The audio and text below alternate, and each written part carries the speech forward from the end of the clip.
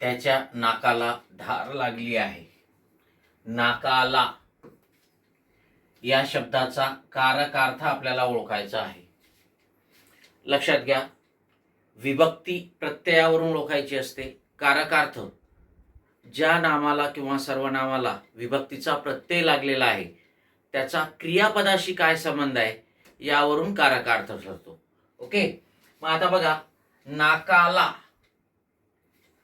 त्याच्या नाकाला धार लागली आहे. इथे नाकाला हा शब्द कर्म नाहीये आणि म्हणून याची विभक्ती जी आहे ती चतुर्थी आहे.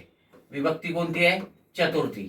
आपल्याला विभक्ती विचारलेली नाही, आपल्याला कारकार्थ विचारलेला आहे.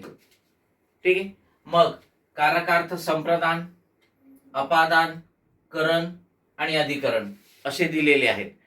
तुम्हाला माहिती आहे की प्रत्येक विभक्तीला एक मुख्य कारकार्थ असतो, षष्टी आणि संबोधन सोडून. ठीक आहे, म्हणजे विभक्त्या जरी 8 असल्या तरी मुख्य कारकार्थ मात्र 6च आहेत. बरोबर आहे. मग चतुर्थीचा मुख्य कारकार्थ संप्रदान आहे, पण इथे नाकाला हा शब्द संप्रदान दाखवत नाही. इथे कुठलेही दान देण्याची क्रिया नाहीये, काहीतरी देण्याची क्रिया नाहीये. नाकाला धार लागली म्हणजे नाकापासून, ठीक आहे, ती जी धार लागली ते जे मटेरियल आहे ते नाकापासून दूर चाललेलं आहे.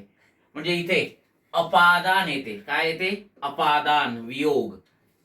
लक्षात आलंय का? आणि म्हणून इथे नाकाला या नामाची विभक्ती चतुर्थी आहे, परंतु कारकार्थ मात्र काय आहे? अपादान.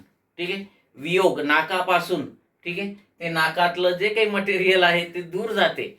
ठीक आहे, म्हणजे वियोग, दुरावा आपल्याला इथे दिसतोय. ठीक आहे, डोळ्याला धार लागली, नाकाला धार लागली, तर हे सर्व अपादान दाखवतात. अपादान म्हणजे वियोग, दुरावा, हे लक्षात घ्या. म्हणून मित्रांनो, एक गोष्ट लक्षात ठेवायची की विभक्ती ही प्रत्ययावरून ठरवायची आणि कारकार्थ हा ज्या नामाला किंवा सर्वनामाला विभक्तीचा प्रत्यय लागतो त्याचा क्रियापदाशी काय संबंध आहे यावरून कारकार्थ ठरवायचा.